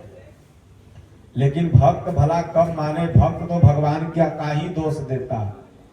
देखिए हनुमान जी जब भगवान कहे कि मैं राम हूं, मेरा छोटा भाई लक्ष्मण है, सीता को खोज रहा हूं, तो हनुमान जी उलट के तुरंत रामे जी को दोष देने लगे। मोर न्याऊ मैं पूछा साई, तुम पूछहु कस नर की नाई, तब माया बस जीव जड़। भगवान मैं जीव हूँ, जड़ हूँ, आपकी माया के चलते भुलाया हूँ। और आपको मैं पूछ रहा, आप क्यों पूछ रहे हो? आप तो अंतर्यामी हो। तब हनुमान जी से भगवान के मैं तो पहचान ही लिया था, तुम्हारी मधुर मधुर संस्कृत सुन रहा था। तो उसी तरह यहाँ भगत भगवान को दोष दे रहा है कि मुझे क्यों भूल गए बेगाना, जो कि वो ही भूला हुआ। देखिए इधर से याद पढ़ो, याद, और उसी को इधर से पढ़िए तो क्या पढ़िएगा? द या, याद को लिखिए याद, तो इधर से याद और इधर से दया। याद लिखो, इधर से उसको पढ़ोगे तो दया। तो जितना आप याद करोगे उतना ही दया बन के रिटर्निंग आएगा। इसीलिए हमारे स्वामी जी कहते हैं कि तेरी श्रद्धा ही कृपा बन के लौटती है, न मैं तुमको कुछ देता हूं न लेता हूं। अब बहुत से लोग जाते हैं यहाँ से स्वामी जी का दर्शन करने कहीं से भी। अब वहां गए थे, बाबा के BMW कौन काम है, तो गए थे तो एसी यहाँ का लगा है। तो तुम्हारी श्रद्धा ही तुम्हारी कृपा बन के लौट गई। जो श्रद्धा से गया उसकी मनौती पूरी हो गई, वो पा गया कुछ। और जो BMW एसी देखे गया था वो बेचारा चला। कहन तो गए थे कहाँ, हमारे कोनो मनौती पूरा भाई। तो सरो तू श्रद्धा से गल कहाँ रह, तू तो गल एसी और BMW देखे। तो तुम्हारी श्रद्धा ही कृपा बन के लौटेगी। तो इसलिए कहते हैं कि मेरी नाव भंवर डोले, तुम ही तो खेवैया हो। भगवान ही इस नाव भंवर के खेवैया है। ये हम लोग कर्णधार सदगुरु दृढ़ नावा, दुर्लभ साज सुलभ कर पावा। ये भवसागर में सबकी नैया डगमग डगमग डोल रही है। और जब खेवैया भगवान बन जाए, देखो अभी हृदय में किसका राज्य है? तो रावण का। जब हृदय में रावण का राज्य रहेगा तब तक आपको दुख ही मिलेगा, क्योंकि रावण राज्य में क्या था? दुख मिलता था। और जब इसी हृदय में राम का राज्य हो गया तब क्या होगा? सुख मिलेगा। तो जब तक आपके अंदर ये राम रावण का राज्य बसा है, तब तक कितनों आप कहीं चले जाओ आपको दुख ही मिलेगा। और राम राज्य में नहीं को दुखी न लक्षण ही ना, कहें के तीनों ताप नहीं राम राज में व्यापता था। राम राज काहू नहीं व्यापा, दैहिक दैविक भौतिक तापा, राम राज काहू नहीं व्यापा। तो जब हृदय में राम का राज्य आ जाएगा तो ये तीनों गुण से जो दुख उत्पन्न होते हैं ये आपको आभास नहीं कर सकते। दादा गुरु महाराज से स्वामी जी पूछते थे, महाराज इतनी कड़ाके की ठंड और आपको पता नहीं चलता था? बोले हाँ हो, शुरू में तो लगती थी, लेकिन जब ध्यान लग जाए तो पता ही न चले कि बाहर ठंडी है कि गर्मी है। बांस के कोठरी में बैठ जाते हैं, जो कि सांप सबसे ज्यादा बांसे के कोठरी में ठंडा में रहता है। अभी हम लोग कॉकरोच से डरते हैं, लेकिन सांपे के बीच में बैठ के जाके भजन करते थे, डर नहीं लगता था। जीवनादर्श में आप लोगों ने पढ़ा होगा। तो जब राम जी का राज्य आ गया तो दैहिक दैविक भौतिक तापा, राम राज काहू नहीं व्यापा, फिर वो नहीं दुख समझ में आएगा। और जब तक रावण का राज्य है तो ठेमुना का दर्द, माथा का दर्द, वो ठेमुना दर्द नहीं है, जितना लेग पीस खेले बड़ा लोग ना वह दर्द निकलता। लेग पीस नचले है ना सब जाने, तो कहे महाराज जी हमरे ठेमुना बड़ा दर्द बा, ठेमाई कहत रहे कि उठल बैठल नहीं जा। हम कहे कई लेग पीस खेले है, मुर्गवा के गोड़वा जब कटवा रही थी तो वो दर्द हो रहा था। और तब हलवाई से कह रही थी, होटल वाला से कहते लेग पीस ले आई है, और जब तोरा लेग में दर्द हो गए तब अपन लेग में दर्द है। तो तब इधर रावण के राज्य है तो सब जगह दर्द रही। राम के राज्य, इसलिए हनुमान जी को 2 बार भूख लगी थी। 2 बार भूख कब लगी थी? एक बार बचपन में लगी, तो मैया से पूछे गए अरे भूख लगी है कुछ बताओ, कुछ दो जल्दी। तो मैया कह रहे जाओ देखो कुछ खा लो। बोले वो का है लाल लाल सेव जैसा जना रहा है? तो बोले फल है खा लो। तो सूर्य भगवान को शायद उड़ के गए खा लिए। और एक बार फिर असली मैया सीता जी से कहते हैं कि माँ तू मोही लागी अति भूखा, कहाँ पर? लंका में, कि माई भूख लगल है बता दो। बढ़िया बढ़िया रावण सरवा लगैले है फल फूल, अरे खाए के तो बकरो बकरी था वहां, रावण तो खेबे करता था, खा लेते बकरा बकरी, लेकिन नहीं खाए। क्या खाए? तो फल फूल खाए। एक आदमी आया मुहे में गुटखा भर लेता, हम कहे महाराज हम हनुमान जी में बहुत मौका भगत है। हम कहे सरवा हनुमान जी गुटखा खाते थे रे? कह रहा हनुमान जी के भगत हैं और तुम गुटखा खैले है? हनुमान जी गुटखा खाते थे, सेव संतरा खाते थे। राम के भक्त रहीम के बंदे, करते आज फरेब के धंधे, इन्हीं की काली करतूतों से मुल्क हुआ ये मसान, कितना बदल गया इंसान। राम का भक्त का टाइटल लगा लोगे, कहोगे हम स्वामी जी के भक्त हैं, लह चीलम गाजा धुक ले जाओगे। हमारे स्वामी जी देखो लौंगो नहीं खाते हैं, तो स्वामी जी के बाहरों वाला गुणवा को फॉलो करो ना, तब ना अंदर वाला।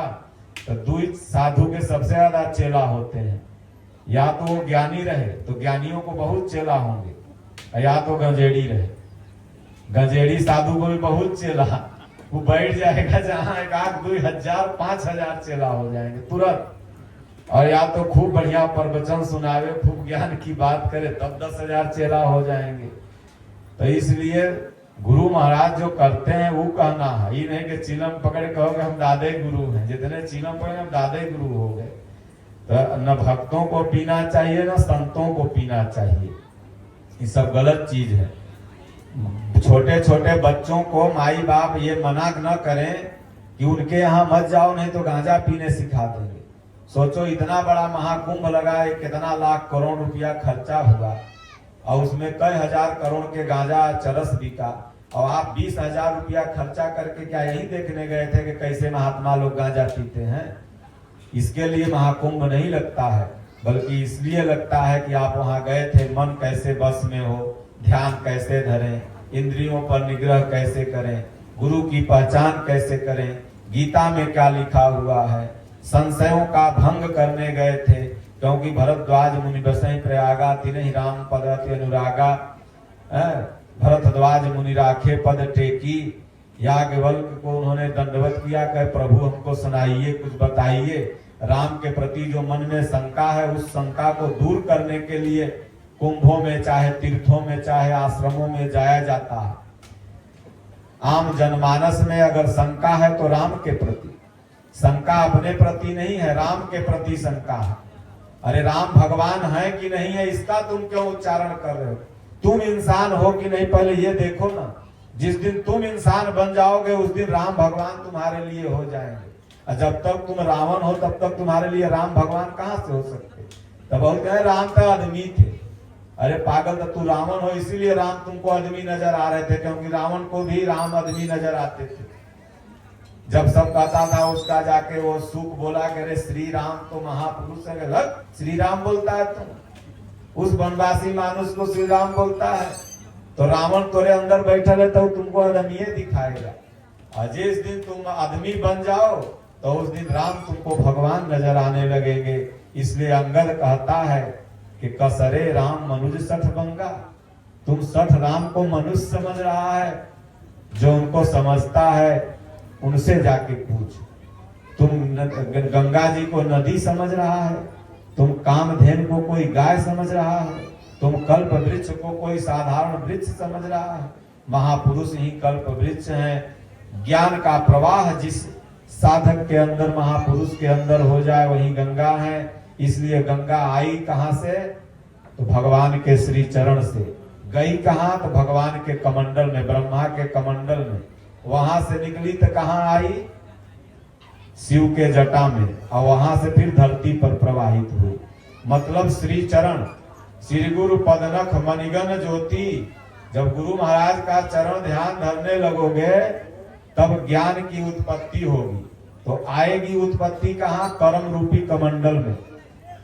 वो कर्म रूपी कमंडल में आ गई बुद्धि के माध्यम से, लेकिन फिर भी अभी वो कल्याण नहीं कर सकती। कल्याण कब करेगी? जब शिव के जटा में आ जाए। सोचिए आपके ब्रेन में थोड़ा सा पानी हो जाता है तो उसको क्या बोलते हैं? Brain tumour. और ब्रेन ट्यूमर का ऑपरेशन अभी तक सक्सेस नहीं है, जो करवाया 6 महीना बाद साफ। मतलब ब्रेन में थोड़ा सा पानी आ गया, आप मर गए। और शंकर जी के ब्रेन में इतना पानी था भैया, वो कैसे जिंदा थे? सोचने वाली बात है। तो शंकर जी के ब्रेन में पानी नहीं था, बल्कि शंकर जी के ब्रेन में ज्ञान रूपी गंगा थी। ज्ञान ही गंगा है। तो नहीं ज्ञानेन सदृशम, इसलिए फरियाद मेरी सुन के गुरुदेव चले आना, नित ध्यान धरू तेरा, बिगड़ी को बना जाना। तो इसलिए आप गुरु महाराज को, भगवान को, ईश्वर को सुबह शाम 10 मिनट 20 मिनट बैठ के फरियाद करो, पुकारो। फरियाद मैंने याद करना, रोना गदगद गिरा नयन बह नीरा। तो यही वास्तविक आपका भजन है और यही वास्तविक कथा है। तो पाल जी ने बहुत बढ़िया काम किया कि बेटवा के अपना ये रिसेप्शन में गीता पाठ करवाया, प्रवचन करवाया। आप लोग भी इसी तरह से कोई भी घर में फंक्शन हो, जन्मदिन हो, बर्थडे हो, आप लोग गीता पाठ करें। अपने भी कर सकते हैं, ऐसा नहीं कोई टीम को बुलाना, या आप अपने बैठ जाइए। और रामायण पाठ वालों को भी नसीहत है कि आजकल रामायण पाठ वाले जो मंडलियां हैं ये थोड़ी दूषित हो गई हैं। दूषित क्या हो गई है? तो आप लोग भी घर घर रामायण पाठ करवाते होंगे, तब हमको लगता है 2 किलो सबाड़ी 2 दर्जन पान तो जरूर चबाए जाते हैं सो भर रात दिन। तो आधा थूक रामायणों पर पड़ता है, नहीं समझे? जब पढ़े लगी हैं, अब दिन में तो रही है झाझा, लेकिन रात में हो जाए वंदे भारत एक्सप्रेस पढ़े में। और पता लगा कि जजमान को ही लगेगा कि गुटके सुपारी खाए लोग आल हैं, रामायण पाठ करे काम। तो इसलिए रामायण पाठ वालों को भी चाहिए कि बढ़िया शुद्धता से, और जजमान कोई चाहे विंध्याचल में आप लोग गए होंगे कभी न कभी, तो वहां जाके देखिए तो जितने पंडा हैं सब हतना मुँहे गुटका खैले रही। आधा थूक देवियों जी पर पड़ता है, जो अंदरों में रहते हैं वो भी खैले रहते हैं। इसीलिए तो सुप्रीम कोर्ट का जज जाता है और वो डिसीजन कर देता है कि हिंदू धर्म नहीं बल्कि जीविका का एक संसाधन है, क्योंकि वो भी जाके यही वहां वॉच एंड रीडिंग किया कि ये दुकानें, ये पंडा और इन सब का मेन जो मोनोपोली है, इससे आय उत्पन्न करना और इससे अपने परिवार को जीविकोपार्जन करना। और जो कि रियल में अगर गुरु शिष्य परंपरा जो हमारा है वो जीने की कला नहीं बल्कि वो जीने की कला के साथ साथ आपको ईश्वर तक पहुंचने का सबसे बड़ा उपदेश कर केंद्र बिंदु तक पहुंचाने का मार्ग प्रशस्त करती है। तो ये गुरु शिष्य प्रणाली है, ये जीविका हिंदू धर्म जीने का साधन नहीं बल्कि ये आत्म तत्व प्राप्त करने का एक क्रिया है। लेकिन जो कुछ धर्मजीवी लोग हैं वो लोग इस तरह से ऐसा महिमा मंडन करते हैं, अपने चरित्र से ऐसा पेश आते हैं कि लोगों को लगने लगता है कि बस इतने के लिए ही ये लोग हैं। इसलिए हम सभी लोगों को ऐसा आचरण प्रस्तुत करना चाहिए जिससे कि लोग ये कहें कि नहीं भाई, अरे बाप, जब इनका शिष्य इतना बढ़िया है तो इनका गुरु कितना बढ़िया होगा। हनुमान जी ने ही ऐसा चरित्र लंका में पेश किया। लंका के लोग ये कहने लगे जब अंगद जी गए दोबारा तो सब कहने लगता वही बनरवा फिर आ गया थे। ना वो नहीं आया है, दूसर है। बाप रे, वो आ जाता तब तो अगला बार जलाइए गया था, इस बार खाइए के चल जाता। और जब इतना बलवान एक बानर उनका है तो उनके पास तो करोड़ों बानर है, इसलिए दोबारा भी भगवान चाहते तो हनुमान जी को भेज सकते थे संधि प्रस्ताव के लिए। लेकिन अगर हनुमान जी को भेजते तो युद्ध नीति राम की कमजोर हो जाती, जैसे भी मोदी जी की कमजोर हो गई, तो युद्ध नीति राम जी की कमजोर हो जाती कि भाई लगता है इनके सिनेमा में एक को बलवान है, उसी को बार बार भेजते हैं। बदल के भेजेंगे तब लगेगा कि भाई इनके पास तो सब एक से एक वीर बैठल हैं, एक से एक ब्रह्मोस मिसाइल है। तो इसलिए अंगद को भेजते हैं। तो भगवान राम की जो युद्ध नीति थी कि भाई सठे साठ्यम समाचरे, अंग्रेजी में उसी को कहते हैं टीट फॉर टैट, जैसे को तैसा। तो सठ के साथ सठ का व्यवहार करना ही उच्चतम है। और हनुमान जी भी कहते हैं कि जो मोहि मारा सो मोहि मारे, हमको मारा तो हमने मार दिया। तो इसलिए अगर ये संसार में रहना है आपको तो भाई थोड़ा सा फुफकार तो देना पड़ेगा, नहीं तो नहीं बचोगे। क्योंकि दुनिया आग उगल रही है। एक सांप था, जिसको देखे उसी को काट ले। एक महात्मा उस रास्ते से जा रहे थे तो उनको भी दौड़ा काटने के लिए। तो जब महात्मा जी पहुंचे, बोले क्यों काट रहे हो हमको? समझाए, कुछ उपदेश दिए, तो फिर कहा अच्छा महाराज आज से कोई के न काटब जा। तो काटना छोड़ दिया। उसी अपना खड़हर में वो पेड़ का खंडहर था, उसी में बैठा रहे। तो लड़कनों जाए तो एक ढेला उठा के मारे होके, कोई जाए तो मार दे। अब बेचारा वो एक दिन में पूरा जगह जगह उसको खूने खून। अब उधर से महात्मा लौट के आ रहे थे तो कराहने की आवाज आ रही थी, दर्द के मारा बेचारा कराह रहा था। महात्मा जी कहे अरे ये बता तुम ऐसा कैसे हो गया? बोले महाराज आप ही तो कहे थे कि मत काटना किसी को, तो हम काटना बंद कर दिए। तो देखा यह दशा है, कुल ढेले ढेला मरले हैं सब फेंक करके। तो महात्मा कहे धस ससुरा तो के काटेला ना मना किए थे, फुफकारने के लिए थोड़ी मना किए थे। कोई आवे तो मारन कर तो भाग जाएगा अपने दूर। काटना मत, केवल फुफकार देना। तो भारत का जो स्वभाव है वो युद्ध करने का नहीं है। लेकिन अगर कोई बार बार धर्म पूछ करके, जाति पूछ करके अगर मारता है तो उसके लिए तो भाई वैसा ही बर्ताव करना। और जब आपने किया तो फिर रोका क्यों? भाई अमेरिका तो इस देश को नहीं चला रहा है। हम लोग कोई राजनीतिक पार्टी नहीं है, न किसी के पक्षधर हैं।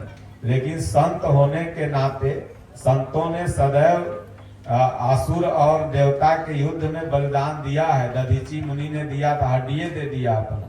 तो इसलिए संत सदैव एक सही दिशा निर्देश देते हैं कि भाई आपने जब चालू किया तो एक निर्णायक स्तर तक जा करके रुकते।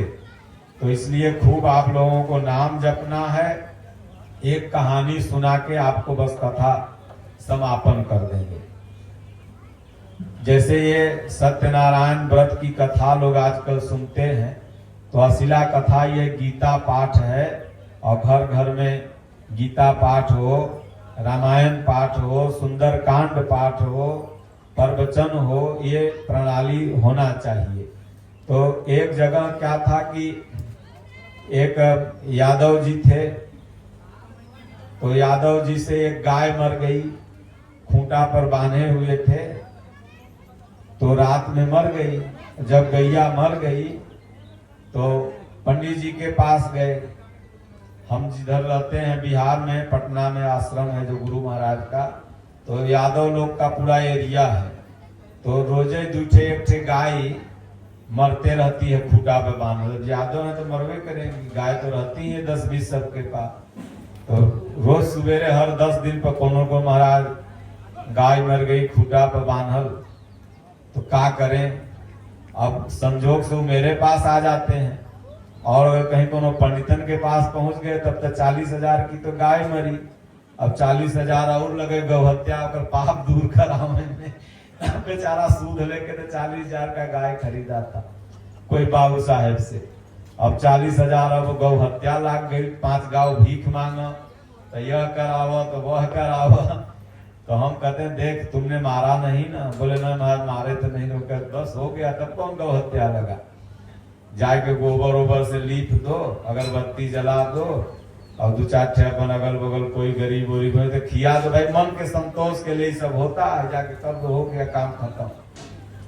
अब उसी तरह उसका भी एक गाय मर गई। अब गया है वो पंडित जी के पास। पंडित जी कहे सर्वा हाथ तक 1 पाव दूध नहीं दिया। कई बार गाय भी आई है इसकी।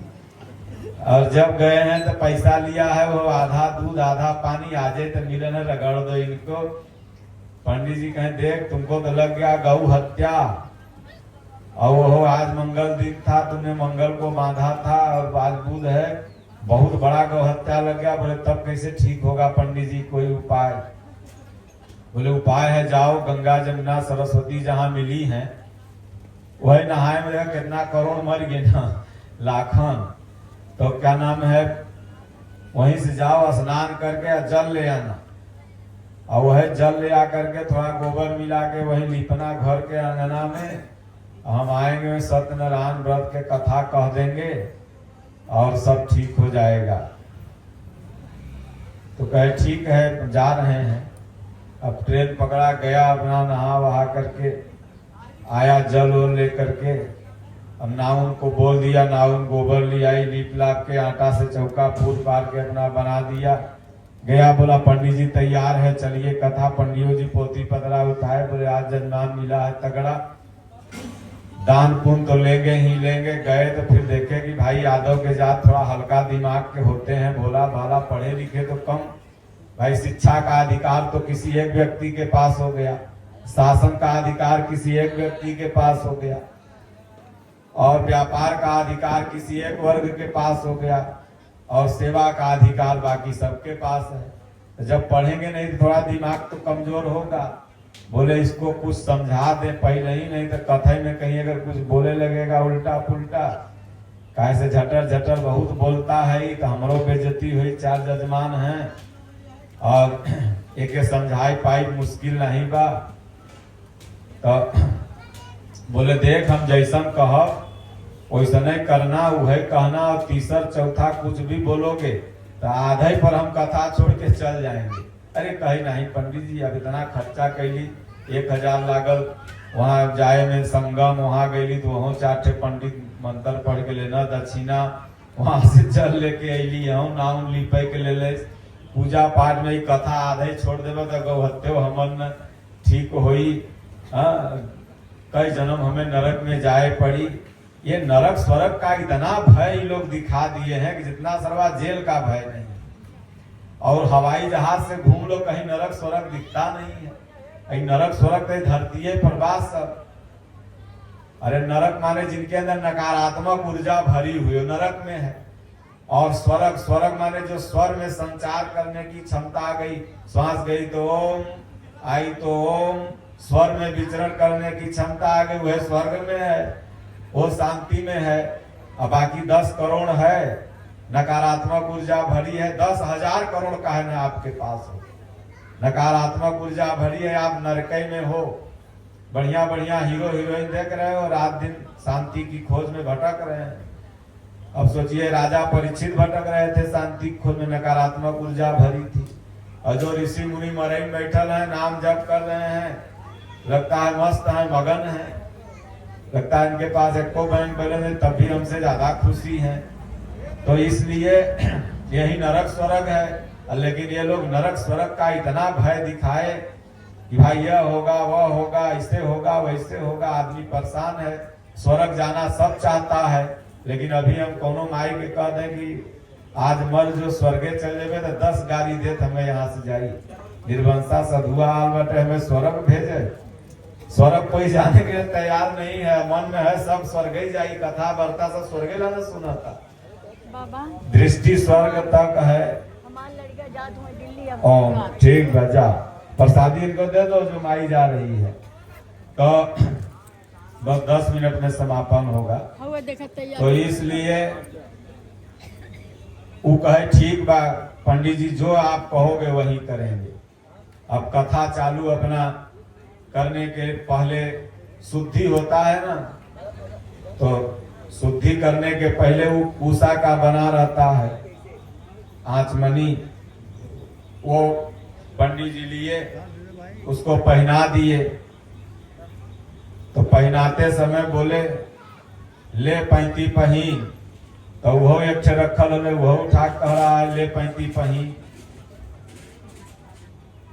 तो पंडित जी कहे करे तुम पागले है?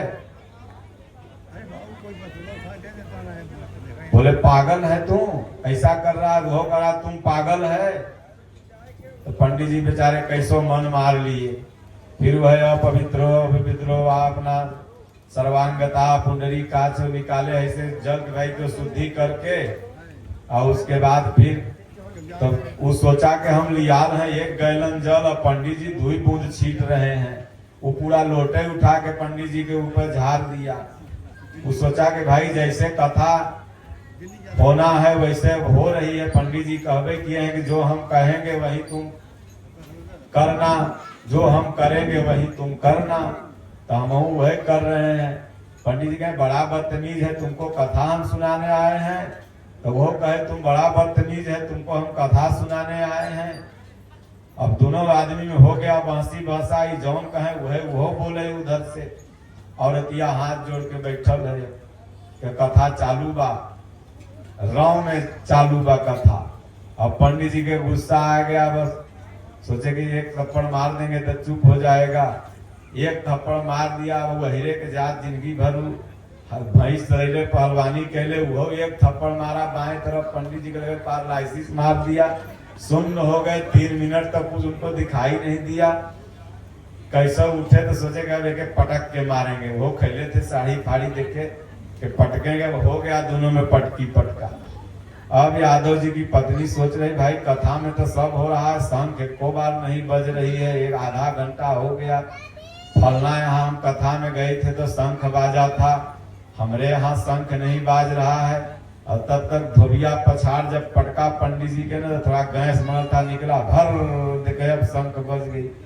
वो गैस छूटा पंडित जी के, जब पटका तेजी से वो तो गैस निकला कि अब शंख बजी है। बस हाथ जोड़ के जहाँ शंख बजे है, बस शंख बजे के नाम से लोग कथा ही समझते हैं, और में नहीं समझ पाते हैं कि केला के चौकी सत्यनारायण भगवान है, कि केलवा के पत्तवा है, कि गोबर है, कि इसके अंदर जो दूधवा रखा है। जहां भी सत्यनारायण भगवान की कथा होती है, आप सच में बताओ उसमें क्या सत्यनारायण भगवान का प्रतिबिंब है?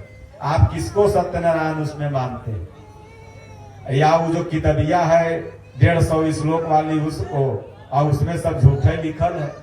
भाई लकड़हारी और लकड़हारा था, नहीं सत्यनारायण व्रत की कथा सुना तो गरीब था, सुना तो अमीर हो गया। तब भाई अमीर होने का अगर एक ही तरीका है सत्यनारायण व्रत की कथा सुनना, तो हम कहेंगे कि सबसे पहले भारत के वित्त मंत्रालय में सुनाई जाए, क्या भारत का जीडीपी अमेरिका से उन्नत हो जाए। और दूसरा है टेंट बाजा वाले सभी कुल का करे लगावत हैं, व्रत कथा सुने अपन अमीर हो जाए एक के बाद। पाल का करे दुकान खोल के बेचरा दोपहरिया मरता लड्डू 1 किलो 2 किलो बेचता, कथा सुने अमीर हो जाए। भाई लकड़ी लकड़हारा ने सुना अमीर हो गया। जो कि भगवान कहते हैं कर्मणावाधिकार अस्ते माँ फले, गीता कर्म मार्ग सिखाती है। रामायण कहती है कर्म प्रधान विश्व कर राखा, जो जस करे तास फल चाका। सभी शास्त्र कर्म मार्ग सिखाते हैं, यही कहने नहीं व्रत कथा सुन ले तो अमीर हो जाए। तो फिर क्या नाम था, एक था बनिया बनियाइन, तो कथा नहीं सुना था, नाव डूब गई। मैं नहीं बता रहा, उसी में लिखल है। और नाव डूब गई तो पूरा परिवार सहित नदी में मर गया। फिर इतना पूर्णिमा सुना तो नाव उतिरा गई। अब भला बताओ, ऑक्सीजन टैंक लेके ससुरा डूबल था कि पनडुब्बी से डूबल था नाव में। ऑक्सीजन के अभाव में 2 मिनट में प्रत्येक व्यक्ति की मौत हो जाती है। पानी में जो चल जाएगा ऑक्सीजन नहीं मिलेगा, मर जाएगा। और वो कितना पूर्णिमा तक डूबा रहा और फिर उसके बाद उतिरा गया। तो भाई ये सत्यनारायण की कथा है कि झूठ नारायण की कथा है, पहले ही बताइए। उसके बाद एगो था विदेश से सोना चांदी लेके आ रहा था, पंडित जी पूछे का है, तो कहे के घास फूस है, डर के मारा घास फूस है। तो पंडित जी कहे जो घास फूस हो जाए, तो घास फूस हो गया, लिखा है ना उसमें खड़ पतवार हो गया। तो उसके बाद फिर कथा सुना तो फिर उस सोना हो गया। तब तो बढ़िया, दुबई से सोना लिया हो, एयरपोर्ट को बोल दो घास फूस है। उसके बाद बाहर आओ, कथा सुन लो 4 बार, हो गया फिर उस सोना। तो इसलिए वो बिस्कुट भर के इसके जेबा में और काने में लिया के क्या जरूरत है। तो ऐसी ऐसी चीज उसमें लिखी हुई है जो आज का हर युवा पढ़ा लिखा हो गया। ये मेरा प्रश्न नहीं है, तमाम ऐसे सोशल मीडिया पर लोग हैं, जैसे अर्जक संघ हो गया, फलना ढेकना, वो क्वेश्चन करते हैं आपसे कि आज तक तो मैंने सुना है कि बच्चे योनि से पैदा होते हैं, लेकिन आपका सनातन कह रहा है कि कहीं गोड़ से पैदा हो रहे हैं, कहीं कान से पैदा हो रहे हैं। तो आखिर इसका मतलब क्या है? चूहा ससुरा होता है 200 ग्राम का, और गणेश जी तो 90 किलो से कम नहीं रहे होंगे। आज भी तमाम मोटे ताजे जो होते हैं, अब वो चूहा पर गणेश जी अंगूठा रख देते तो मर जाता, शरीर तो छोड़िए। अब वो गणेश जी चूहा को लेके कैसे भाग रहे हैं भाई?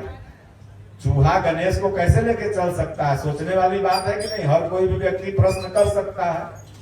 तो इसका मतलब कि ये गलत नहीं है, इसका यथार्थ उत्तर यह है कि गणेश ज्ञान के प्रतीक है और चूहा जो है यह समर्पण का प्रतीक। जब आप अपने आप को चूहा जैसा बना लोगे, समर्पित कर लोगे, तब आपके ही अंदर ज्ञान का प्रवाह होगा। यही होता है ज्ञान रूपी गणेश का चूहा से सवारी करना। इसीलिए तो हनुमान जी ने 3 जगह छोटा रूप बनाया था। एक जगह तो जितना जस जस सुरसा बदन बढ़ावा, तास दून कपि रूप दिखावा, लेकिन फिर अतिलघ रूप छोटा बना लिए। बोले भैया जब कहीं लोग बैठते हैं तो 1-1, 2-2 घंटा देखते हैं, खूब वाद विवाद होता है, हम बड़ा तो हम बड़ा। लेकिन जो होशियार होता है फिर वो छोटा सा, जा भाई तो ही बढ़ रहा हूं अपनी तरफ से।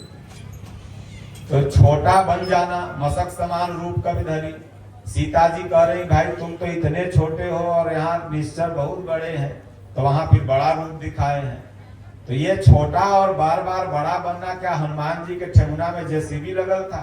थोड़ा सा ईगोन आपका बड़ा छोटा हो जाता है तो ऑपरेशन करना पड़ता है। तो इसलिए इसका आध्यात्मिक अर्थ है। तो अब लगी लड़ाई होने, पटका पटकी, गैस छूटा, और उसके बाद फिर कैसो पंडित जी छोड़ाए। सोचे कि भाग जाएं, लिपा के बाहर जाने लगे जो लिपी थी नौनिया। तो वो यादव की पत्नी देख रही थी, टंगरी पकड़ के फिर ले आई लिपा के पास। बोले पंडित जी ये बताओ, सब कथा जब लिपा के बाहरे कर दोगे आप लोग, तो हमारा लिपवाए से फायदा का? कहते तो हम पूरा अंगना अपन लिपवा देते, आप कहे थोड़े दूरी लिपवाए के। अब बेचारे छोड़ा के भागे के फेरा में थे, तब तक दो चार केहुनी दो चार पटकनी और चालू हुआ। हाथ जोड़ के खड़ी है, कैसो कैसो जान छोड़ाए भागे, कहीं अंधे को अंधा मिला, दोनों कूप परंत। तो इसलिए वो लोग सोची कि अब कथा हो गया बढ़िया से, लेकिन हर जगह तो दक्षिणा उछिना लेके आते थे पंडित जी, यहाँ से तो कुछ लेके नहीं गए। वहाँ हाफत हाफत पंडिताइन के पास पहुंचे। पंडिताइन कहीं अरे अरे पोथी पतरा, ये कपड़ा लत्ता, ये सब फटल, मुँहे नाकी से खून आ रहा है, बात का कहें ससुरी जिंदा पहुंच गई है, भाग मनाओ, नहीं तो आज तुम अपना कोयला से मांग रगड़ लेती। जौन अहिरे के पाले आज कथा पड़ गया, वो तो कथा का था, लड़ाइये खाली हुआ है। बस तुरंत जल्दी हल्दी प्याज मलहम लगाओ, नहीं तो जिंदगी चौपट है। हल्दी प्याज मलहम लगा तो एक दृष्टांत है। वास्तविक कथा अगर आप नहीं सुनोगे तो ये जीवन की व्यथा नहीं जाएगी। और वास्तविक कथा अर्जुन ने सुना, वास्तविक कथा माता पार्वती जी ने भगवान शिव से सुना। आजकल महिलाएं शिव मंदिर में शिव चर्चा करने जाती हैं, तो शिव चर्चा में खाली एगो कौन भैया है, एगो कौन नीलम दीदी है, ओकरे कहानी कुल पढ़िए सब, दो चार ठे भजन गई, हरेंद्र भैया नीलम दीदी, और ओकरे बाद चले हैं घरे, कहें के बस शिव चर्चा करके आए। शिव चर्चा, शिव ने क्या चर्चा किया था, तो माता पार्वती से यह राम कथा की चर्चा रामायण की थी। तो यह 5 दोहा रामायण अगर पढ़ लो तो असिला शिव चर्चा तुम शिव मंदिर में जाके कर लिया। तो जाओ वहाँ चर्चा करो, तो कहानी भजन गीत से नहीं, बल्कि वहाँ 5 दोहा रामायण पढ़ो, और तब वास्तविक शिव चर्चा है। और यह अमर कथा है। आजकल अमर कथा पर संदेह लोगों का बना गया है, अमर कथा है क्या, तो यह अमर कथा है रामचरित मानस, रामायण, गीता, यही अमर कथा है। इसलिए मानस में बाबा ने लिखा कि रच महेश निज मानस राखा, पाय सुसमय शिवासन भाखा। तो वास्तविक शिव चर्चा रामायण है। तो ये अगर कथा सुनोगे तो व्यथा मिट जाएगी, और नहीं तो हरी वाली कथा सुनोगे तो ये जन्म जन्मांतर तक काल से पटका पटकी होता ही रहेगा। जन्म जन्मांतर तक दुख भोगना ही पड़ेगा। हाँ, थोड़ा बहुत पुण्य पुरुषार्थ बढ़ेगा, लेकिन उस पुण्य पुरुषार्थ से यह नहीं होगा कि आप भव सागर तक जाओ। इसलिए बोलो गुरुदेव भगवान की जय। ज्यादा सुना देंगे तो रिएक्शन कर जाएगा। और गीता पढ़िए लोग, राम राम ओम ओम खूब जपिए। और स्वामी जी के बैठ के ध्यान धरना है। आंख में ध्यान धरो, सतीशगढ़ गए थे, ऐसे महाराज बैठे थे, ऐसे उठे थे, तो कल्याण हो जाएगा। बोलो गुरुदेव भगवान की जय।